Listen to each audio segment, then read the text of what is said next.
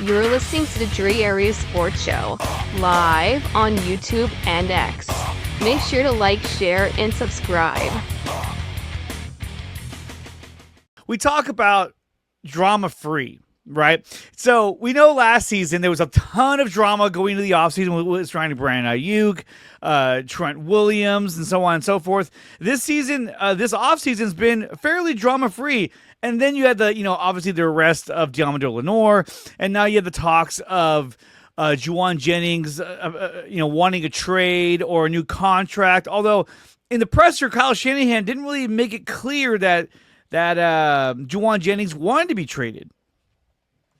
What did you think about that? Yeah, I mean, even when Adam Schefter released the report, which kind of came out of nowhere, it was like, okay. If you read that, it clearly states that Jauan Jennings wanted to get paid before training camp began, which is today, mind you. But he had yet to ask for a trade. So hearing Kyle Shanahan say that Jauan hasn't asked for a trade yet wasn't shocking at all to me. I don't even think it'll get that far. I think they'll get something done in the next few weeks or so. I think they're in good terms. And I think Jauan practicing today, which he is. He's out there in full uniform, no pads or helmet, mind you. But they're out there. And he's out there. That's a really good sign for the contract negotiations for Jauan Jennings and the San Francisco 49ers. Even John Lynch, when he talked about it, you could tell there was this relaxed way they were talking. It didn't seem like things were tense or there was an issue or Jauan had said, get me out of here or pay me kind of stuff. It was more of like, Hey guys, I want a new deal. And if you don't, I may have to ask for a trade. Not I'm going to ask for a trade. So it does feel like all things are calm and steady on the front in regards to Jauan Jennings getting a brand new contract this offseason. Yeah, I think so. And now the length of that contract, I don't know. I really don't see them giving him a big deal. Anywhere from 4. I don't even think that he gets a 4-year deal. I think, if anything, it's a 2-year deal, a short-term kind of thing. Because, I mean, look, he's been clutch. He's a locker room setter in terms of the tone he brings, the attitude, the work ethic. But sadly, at the end of the day, he's not the premier athlete that you dump a huge contract on. I mean, some would argue neither is Brandon Aiyuk, especially right now, but he's rehabbing. So I still think that if they do sign him, it's going to be for a much shorter deal, a 2-year deal, I think, at the max. What do you think? Do you think he'll get something around 2 years or more? I'm torn between him getting a brand new 3-year extension, maybe worth, $12 million a year. I don't think San Francisco will inch closer to around 15 or 16. But, 3 years, $36 million sounds about right. I do think the big sticking point for Jauan is just guaranteed money. Jaden Higgins, the Texans' second-round pick, has more guaranteed money on his contract than Jauan Jennings does this year. So I think Jauan, having nearly eclipsed 1,000 yards last season, had a couple of touchdowns to his name and was by far this team's best wide receiver in a really, really, really bad year that was 2024. I think he deserves to get paid. I think he's going to get paid. And I don't know if that means it'll be 2 years tacked on to his current deal. And let's say he gets a 2-year, $24 million extension with about 18 guaranteed. I can see that being a thing they get done. But I don't think it'll go even near a 4 or 5 year contract. I will say this, though. And I think I told maybe you or Aaron this on a stream once, that Jauan isn't the fastest guy. He really isn't a guy where as he ages, his skill set will diminish. And I wouldn't be shocked if when it's all said and done, you have guys like Aiyuk and like Debo, where Jauan plays 10 to 12 plus years in the league. And you go, how did that guy, a 7th round pick, the third receiver on a really good team in 2023, eclipse years played of 2 guys that are 1st and 2nd round draft picks? I think Jauan's skill set can translate into his mid-30s. Whereas if you're San Francisco, you sign him for 2 or 3 year contract, get him till he's 31. Then once that window is over with, then you can say goodbye. And I think that makes the most sense for them. I think they need Jauan Jennings more than the fans really believe they do. I am of the belief that Brandon Aiyuk's probably going to get traded during the offseason next year.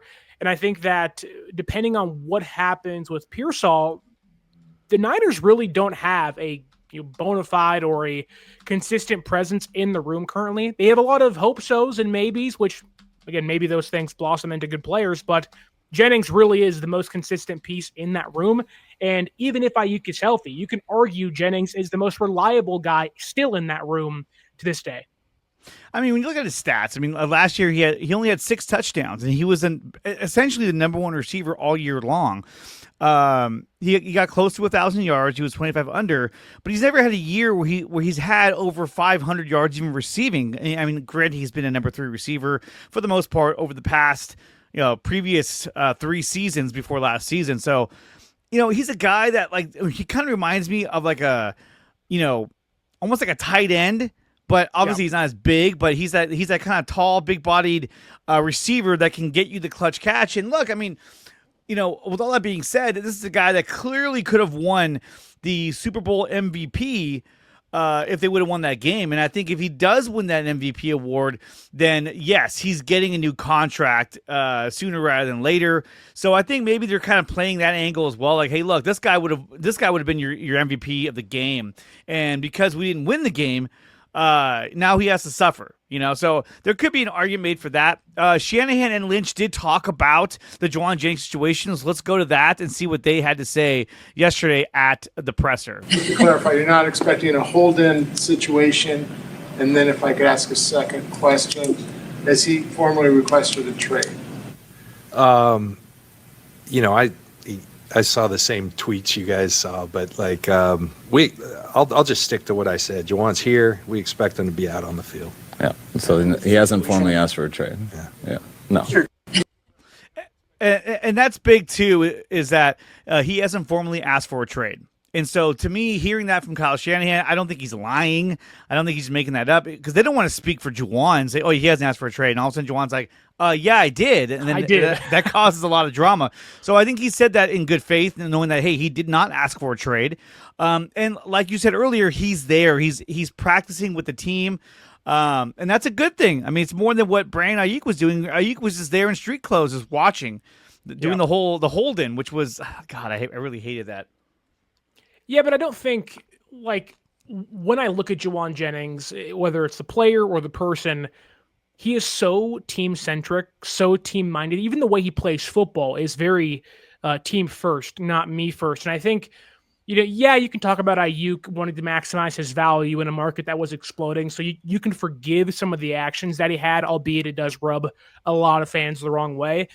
Whereas Jauan's coming into this thing pretty late into the offseason and training camp. There isn't many guys, maybe outside of Terry McLaurin, that want brand new contracts at his position. And Jauan really doesn't have a leg to stand on when it comes to asking for, $30 million.